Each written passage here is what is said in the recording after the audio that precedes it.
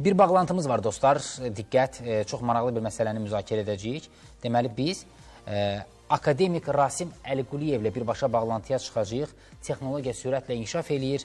Azərbaycan elmi bu texnologiyaya nə qədər ayaq uydura bilir? Azərbaycan elmi son çağırışlara cavab verə bilirmi? Bizim hörmətli Rasim müəllimlə birbaşa bağlantımız var. Rasim müəllim, salam, sabahınız xeyir olsun. Rasim müəllim, hər vaxtınız xeyir. Sabahınız xeyir. Rasim müəllim, biz bugün Azərbaycan elminin son texnoloji yeniliklərə cavab verə bilməsi, son çağırışlara cavab verə bilməsini müzakirə etmək istəyirik sizinlə. Əvvəlcə qeyd edeyim ki, dövlət başçısının sizi təltif etməsi ilə bağlı sizi təbrik eləmək istəyirəm. Təşəkkür edirəm. Rasim müəllim, Azərbaycan elminin vəziyyəti nə yerdədir hazırda? Biz son çağırışlara cavab verə bilirikmi? Bəli, mən təşəkkür edirəm, mənə belə bir imkan yaradırsınız və cənab prezidentə də təşəkkür edirik ki, Azərbaycan alimləri adından mükafata layiq olmuş Azərbaycan alimlərinə cənab prezidentinə tərəf edirik ki, elmə, təhsilə həmişə qayğı göstərir. Bəli. Bu qərar da həmin o demək qərarlardan biridir.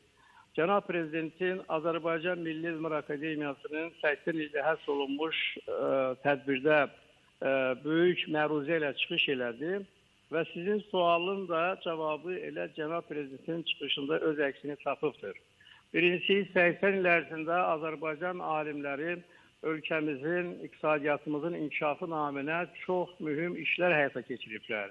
Həm onun mənəvi sektoru üzrə, yəni Azərbaycan dili ilə bağlı, tarixi ilə bağlı digər istiqamətlərdə tədqiqatlar aparıblar və baxmayaraq ki, Sovet ölkəsinin ideoloji çərçivələri, qadağaları olmasına baxmayaraq bu istiqamətdə işlər aparıblar. Bəli. Eyni zamanda Azərbaycan alimləri ölkəmizdə yeraltı, yerüstü sərvətləri mənimsənilməsi, neft qaz sənayesinin formalaşdırılması, ölkədə kimya ilə bağlı müxtəlif zavodların yaradılmasına elmi dəstəyin verilməsi. Elə bir fakt göstərmək istəyirəm ki, akademik Yusuf Məmmədəliyevin yaratdığı, o kəşf etdiyi demək, yanacaqla bağlı olan elmi nəticələr 2-ci Dünya müharibəsinin taliyində mühüm rol oynadı. Bu da Azərbaycan alimidir.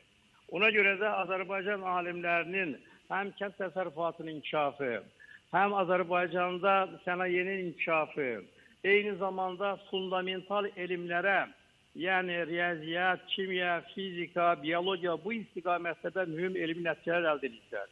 Bu bizim 80 ilimizdir. İndi baxmayaraq ki, onun bir hissəsi Sovetlər vaxtında olubdur, bizlərə məlum olan məhdudiyyətlər.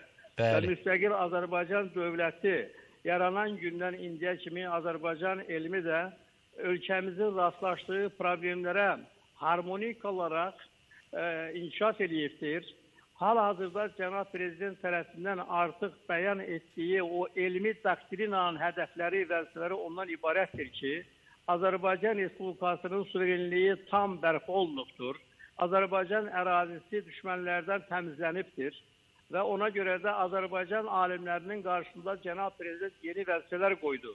Həm Azərbaycanın bugünkü reallıqlarından çıxış edərək, eyni zamanda qlobal dünyada gedən proseslər, texnoloji çağırışlar, süni intellekt kimi reallıqların ortaya çıxması əlbəttə ki, Azərbaycanın da qarşısında mühüm vəzifələr qoyur. Elə süni intellektdən söz düşmüşkən, Rasim müəllim, süni intellektlə bağlı bizdə vəziyyət necədir? Biz süni intellekt sürətlə yayılır dünyada. Belədir. Bununla bağlı onu demək istəyirəm ki, birincisi süni intellekt belə deyək ki, xam torpağa, xam yerə gəlmir. Süni intellekt o yerə gəlir ki, orada normal rəqəmsal platforma formalaşır. Bəli. Son 20 il ərzində Cənab Prezidentin apardığı siyasətin əsas prioritetlərindən biri, onu mən xüsusilə qeyd etmək istəyirəm ki, müharibə vəziyyətində iqtisadi vəziyyətimizin deyək ki, heç də o qədər yaxşı olmadığı bir dövrdə elmə də, təhsilə də, informasiya, kommunikasiya, texnologiya həmişə diqqət ayırmışdır. Məhz buna görə də Azərbaycan bugün dünyanın reytinglərində informasiya, kommunikasiya, texnologiyaları sahəsində layiqli yerini tutur. Məhz buna görə də Azərbaycan süni intellektin gəlişinə hazırdır.